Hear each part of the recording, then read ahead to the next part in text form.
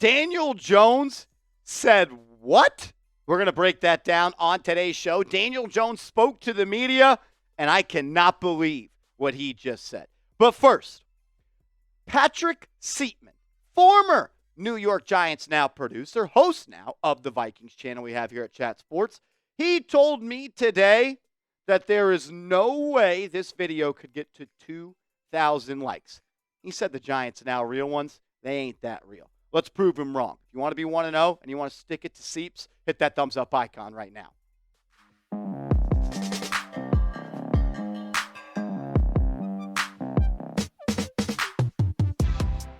You're watching Giants Now by Chat Sports. I am your host, Marshall Green. Appreciate everybody for stopping by as we react to a confident Daniel Jones as he spoke to the media. He was asked what his expectations are for this upcoming season for himself and the football team. And for the first time, he didn't say, we're going to take it day by day. We're just going to try to improve. We're going to just handle what we can handle, control what we control. No, he went out there and he said, we certainly plan to play in the playoffs. I've never heard him talk like this. He's always giving you that coach speak, that boring speak, and there's been a lot of rumors of, is he dating Kay Adams? Is he not dating Kay Adams? I'll say this much. The beard, the confidence, maybe he did bag Kay Adams because I've never seen a non-Kay Adams Daniel Jones speak like this before. He laid it all out on the table, and I bet that's some Kay Adams appreciates. This was a full quote from Daniel Jones. He said, we have high expectations of this team, and we certainly plan to play in the playoffs, plan to play in the postseason. We're going to get there by focusing on what we are doing right now. We've got high expectations of what we can do as a group on offense. I think based on the work we've put in and progress we've made, we expect to be a good unit, score a lot of points, and attack a defense a lot of different ways. It's just so refreshing to finally hear Daniel Jones exude some confidence, talk with some swag, and not be the boring dude up there all the time. Like, it was awesome to hear him say, we're going to go do this because we're good. We expect to win games. We expect to play in the playoffs. We expect to compete. I got tired of always hearing the guy that didn't show any confidence of one day at a time. Focus on us. Control, we control. That shit's cool when you're winning 12 games every year. But when you're consistently picking inside the top 10, give me something to stand on. Give me something to fall in love with. Hype me up. Daniel Jones, he fired me the hell up by saying, I expect to be in the playoffs. Well, go do it because nobody thinks you can do it. The odds makers out west, they think the Giants are going to be one of the worst football teams in the NFL. Their win total is set just 6.5 this season. Their playoff odds, they're plus 400 to make the playoffs. They're plus 2,000 to win the NFC East. They're plus 6,600 to get the NFC title. And they're plus 20,000 to win the Super Bowl. Nobody believes in the Giants. Chat Sports just put out a power rankings of every team in the NFL. All 25 people put their rankings in, and everybody had the Giants as a bottom 7 team in the NFL. And I love it. Nobody believes in us. And I love it because when everybody's all in on something, they're usually not right. And maybe the Giants aren't going to be great this year, but I don't see how they're going to be the worst team in the NFL. And I do think that they are going to at least play some competitive football down the stretch. But it is very, very important for the Giants to get this season started right because you have a very winnable game week 1 at home, Sunday at 1 p.m., no pressure, no bright lights. You got the C team from Fox and Jonathan Vilma on the call. Go win the football game. Because then you get to play the Washington Commanders in week 2. They're one of the worst football teams in the NFL. The New York Football Giants have a legit chance to start 2-0. And I'm actually going to go out on a limb and say that week 1 and week 2 are must-wins. If you want to make the playoffs, if you want to have that game on Thanksgiving against the Cowboys be meaningful, if you want to be potentially fighting for a playoff spot in week 17 or week 18, you need to start the season 2-0 because it gets really tough after that with games against the Browns, Cowboys, Seahawks, Bengals, Eagles, Steelers. Then you get 2 easy ones against Commanders and Panthers, but then right back to it. The Bucks, Cowboys, Saints, Ravens, Falcons, Colts, Eagles. You've got one of the harder schedules in the National Football League. The winning percentage of the opponents the Giants are playing from last season is over 500. You've got the sixth hardest schedule based off of opponent win percentage from the 2023 season. That is why the first 2 weeks are so important. Go beat the Vikings. Then you start feeling yourself. Go beat the Commanders. You really start believing in yourself. And the momentum in professional sports is real. Remember the 2022 season? Giants were like 5-2, 6-2. They believed in themselves. They beat teams they weren't supposed to, like the Baltimore Ravens and like the Green Bay Packers. How about you start 2-0 and you go into Cleveland with some swag? Or maybe you go and beat the Cowboys. Start 2-0, and this thing could really right itself the right way. 6.5 wins, though, for the New York Giants is the win total set in Las Vegas. Over? Under. You're at the books. Let me know. Type O for under, type U for under. O for over, U for under. 6.5 wins. Coming up next, I am going to outline how the New York Giants can punch their tickets to the 2024 NFL playoffs. Will it be easy? No. Will it take some absolutely phenomenal performances? It will. And I'll tell you how they could do that. But first, if you're looking for last-minute tickets to Giants, Vikings, any Week 1 game, or ever any last-minute tickets, get hooked up with Game Time. Because what time is it? It is Game Time. They are the sponsor of today's show, and they are the #1 ticketing app in the game. When you download the app, create an account, use the promo code CHATSPORTS, and they're going to hook you up with $20 off your first purchase where terms do apply. Game Time has a new feature called Game Time Picks that makes getting tickets to see your favorite team play live even easier. Game Time Picks filters out the fluff to show you only incredible deals on great seats so you don't have to waste time searching through thousands of tickets. The reason I consistently and only buy tickets through Game Time is because of the way that they take care of their customers, like the Game Time Picks, like the all-in pricing feature, like how prices drop as the events get closer. And they guarantee you get the best price. How can you not appreciate that? Download the Game Time app if you're looking for tickets to the Giants games, Knicks games, Mets games, Yankees games. Do it with our proud sponsor, Game Time. Look, we love having Game Time as a sponsor, and the only way we're going to be able to keep them around is if you guys support the sponsor. Everyone goes to games. Everyone goes to events. Everyone goes to concerts.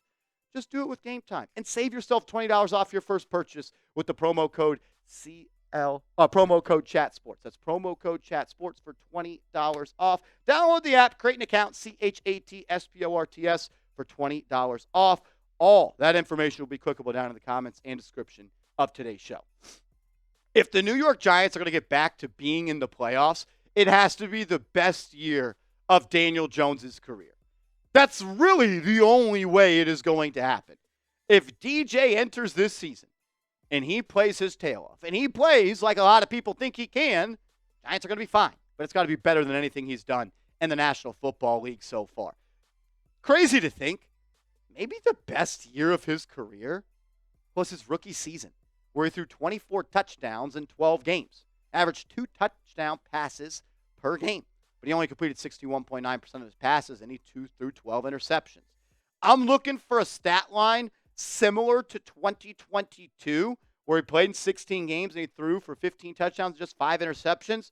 But I'd like for it to be closer to 20 touchdowns and 5 interceptions. Also, he needs to get back to running the football. I know that the Giants and Daniel Jones only played 6 games for the New York Giants because he tore his ACL. But I feel like one of the most under-talked about weapons of that 2022 Giants team when they did make the playoffs was his ability to be a threat as a runner. His ability for defensive coordinators to have to account for him every single play, have to account for all 11 players on the field every single play. 700 yards, 7 touchdowns. Can he duplicate that again in 2024? Most importantly, though, he's just got to be better than he ever has. I know a lot of people said that he was great in 22 and he deserved that contract, but the advanced analytics tell me that he really wasn't all that good. His big-time throw percentage in 2022 ranked 39th. Last year, it ranked 38th. His turnover-worthy play percentage, 21st in 2022. 8th this past year, which was better.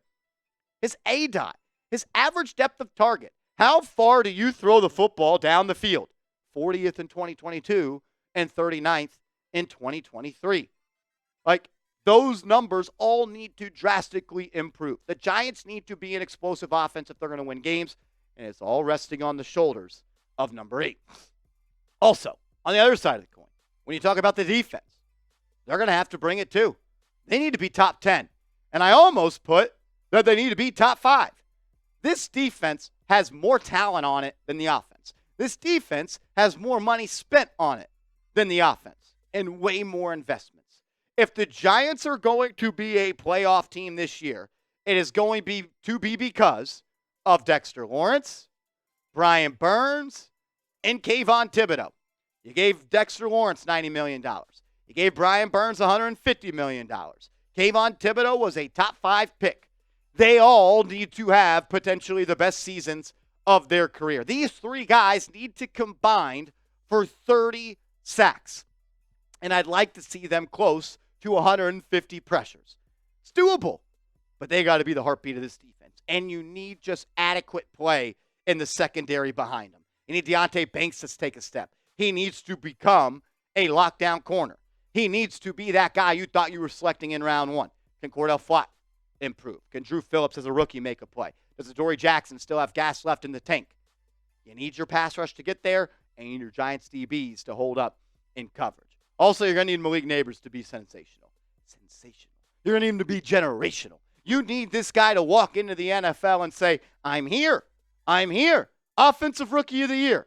That's what you need for Malik Neighbors. Now, if he finishes second, sure. But he needs to be in the running for Offensive Rookie of the Year. I said it when they drafted him. I said it before they drafted him. Malik Neighbors will change life for the New York Giants offense. And I truly do believe that. I think he's going to end the season, and we're going to talk about him as a top 25 receiver in the National Football League. He'll beat you over the top. He can operate in the intermediate game. He can catch it and go. He needs to be kind of what Plaxico Burress was to Eli Manning for Daniel Jones. He needs to be that receiver that he can lean on, and when in doubt, he says, Malik's down there somewhere. F it. I need to see 8-1 time and time again, because 8 plus 1, it equals 6. And the Giants, they need to score a lot of touchdowns this year. I like the receivers in general, though. Like, Darius Slayton's a solid, too. Can Wan'Dale Robinson in year 3, in the slot, a year removed from the ACL, take a step and be a productive football player? And Jalen Hyatt, does he improve? I believe in the kid. I trust the kid's skill set. Giants need to do a better job of helping out him and putting him in a spot to be more successful. Maybe the most important thing on this list outside of Daniel Jones is the offensive line has to improve. And I'm not saying go from 32 to 30 or 30 to 25 or 25 to 20. You need to be a top 16 offensive line. You need to be better than half of the offensive linemen, other offensive lines in this league. You do. You gave up 85 sacks last year. It was a joke, the offensive line that the New York Giants trotted out last year. Especially when you factor in that Andrew Thomas had his hamstring torn in half on the first drive of the season. Ben Bredesen stinks. Mark Lewinsky stinks. Evan Neal stinks. And you know what you did? You went out and made major improvements. And I'll give a hats off and a round of applause for Joe Schoen for making moves on the offensive line. He went out and added John Runyon. He went out and added Greg Van Roten. He went out and added Jermaine Illuminor. All 3 of those players have played at an elite level. Elite may be a little bit of a stretch. A solid level in this league. Greg Van Roten was the number 5 ranked guard last year. Jermaine Illuminor was the 28th ranked tackle. Remember, 2 tackles start. He was better than half of the tackles. And John Runyon, he was ranked 48th. They played solid. You just need those guys to continue to do it and improve this year and grow as a unit. Have John Michael Schmitz take a step, and you're going to be in a good spot. The red zone offense is another spot where there needs to be drastic improvement. The reason the Giants were able to be successful in 2022, the reason they were able to stack wins and play in the playoffs and win a playoff game was because of how well they fared in complementary football. And that started with them getting to the red zone and walking away with 6 and 7 instead of 3s. Good teams score touchdowns in the red zone. Bad teams kick field goals in the red zone. 2022, the Giants were a good team. They scored on 64.8% of their red zone trips, fifth best in the NFL. 2023, the Giants were a bad football team. They were also a bad red zone offense. They only scored touchdowns on 29.4% of their red zone trips, 30th in the NFL. We could say all this stuff, but you need to score 6 in the red zone. You got to get back to this number if you want to be competing in the playoffs. And, honestly, you need a Brian Daboll masterclass. You need Daboll to be in the running for Coach of the Year again, the award he won in his first season as a New York Giants. He's adding the play-calling responsibilities to his duty for the full time. Sure, he called plays last year. He ran the meetings last year. We heard that he took play calling away from Kafka multiple times. But now it's on his plate. It's his job. He's the head coach. He's got to get it right. You need Brian Daboll to be an elite coach. If he is, and you do all the things we talked about, you're at least going to have a shot to maybe in Week 18 punch your ticket to the playoffs. If you want that to happen, if you want the Giants to make the playoffs, go down right now and hit that thumbs up icon. Speak it into existence. Like the video, and we'll be back in the playoffs. Make sure you are following me on social media. I'm on Twitter at @MarshallGreen_. I'm on Instagram at @MarshallGreen_. Hit me up over there. Let's talk Big Blue, and let's go.